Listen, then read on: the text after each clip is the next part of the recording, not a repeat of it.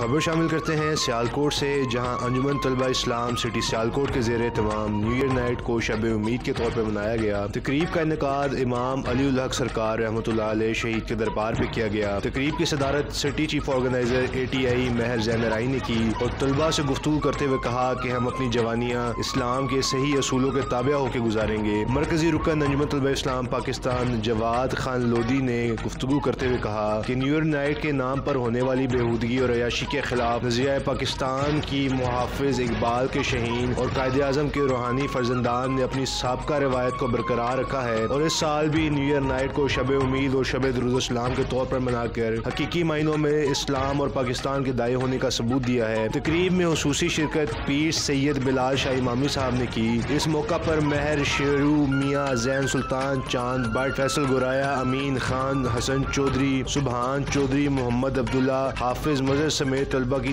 کثیر تعداد نے شرکت کی اور بارگاہ رسالت میں درود و سلام کا نذرانہ پیش کیا۔